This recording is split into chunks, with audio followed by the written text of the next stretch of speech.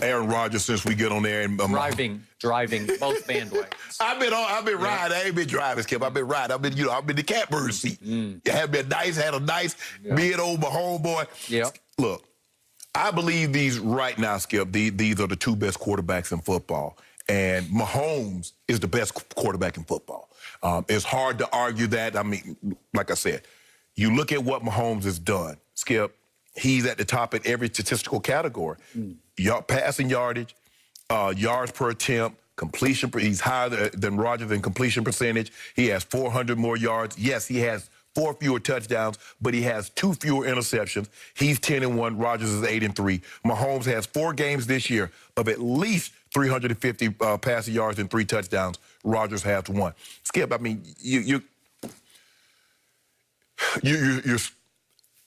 the gap between 1 and 2 is close, but I don't believe the gap between 2 and 3 is as close as the gap is between 1 and 2. But I would take Mahomes because I believe Mahomes, and I find it very ironic because Pro Football Focus and you hitched your wagon to that. Pro Football Focus said at the beginning of the year, Aaron Rodgers was not a top 50 player entering into the 2020 season. That's what you said. You also came out here and read. I just read what they wrote. Thank you. You came out here for like 3-4 days in a row, and you read what Pro Football saying. They said, I think we're going to talk about this a little bit, about Aaron Rodgers being washed up. You said it, and I said last year, I said Aaron Rodgers had a better year last year than Tom Brady. He'll have a better year this year than Tom Brady. And you laughed at it. And Pro Football Focus co-signed that foolishness, and you bought it. So if I just want to make sure I'm hearing you correctly. If you say Aaron Rodgers, you said Aaron Rodgers the best quarterback in the league, which you fought me for the last 4 years. So if I just want to hear you say it, even if it ain't my homeboy, for you to sit here right now and say Aaron Rodgers is the best quarterback in football. Wait, I haven't spoken yet.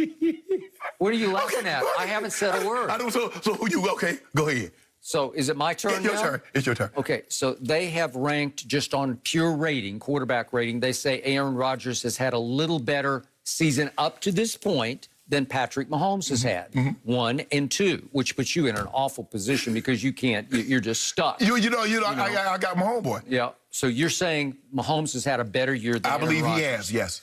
Okay, I'm here to tell you that neither would be my MVP at this stage of the year, and I'll get to that in a moment, but I'm going to have to discount their 2 cases first. Let's go to your guy, who you say should be the best quarterback in pro football. No, he ain't no should be, he is. Okay, think of his degree of difficulty. It's not as high as some people might think because people overlook the fact right now, Kansas City's defense is 6th in points allowed, 6th in the whole NFL. It's getting close to being a top 5 defense.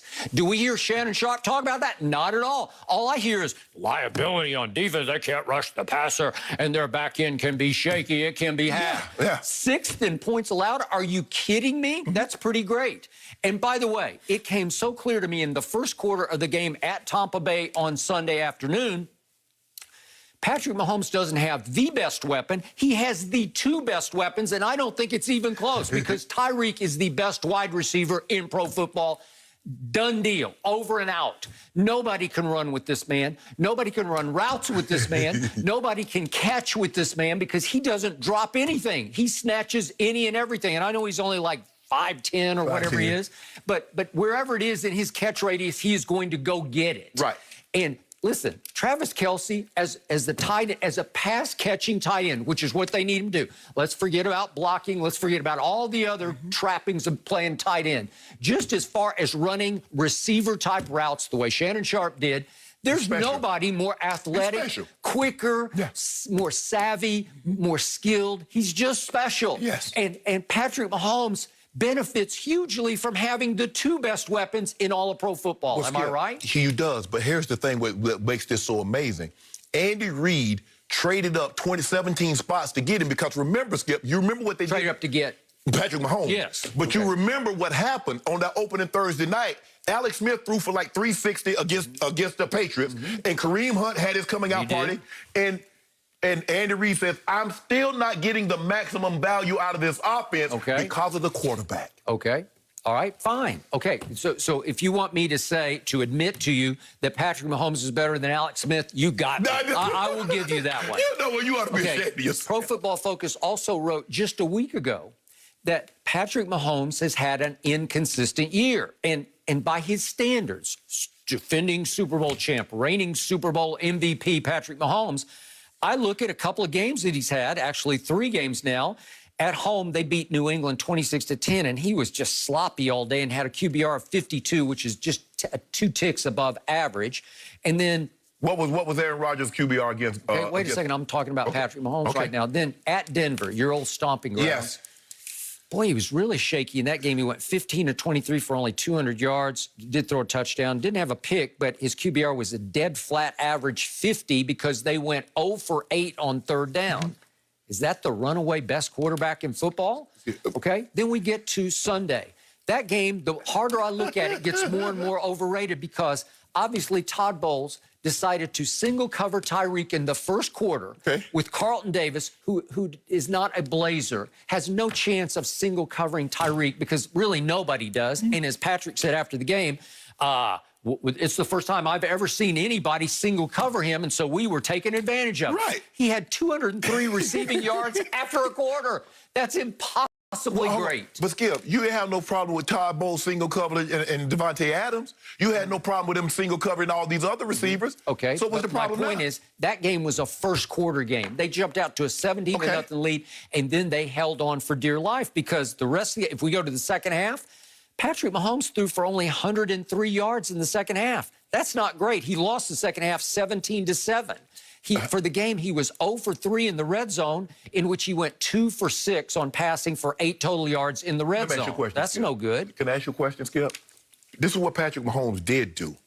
He threw for more yards in the first half than all the other quarterbacks threw for the entire game this past weekend. But you said he didn't do anything. If you throw 203 yards to one receiver in the first quarter, you're off to the races, man. Skip, you'd have a valid argument if they had lost the game.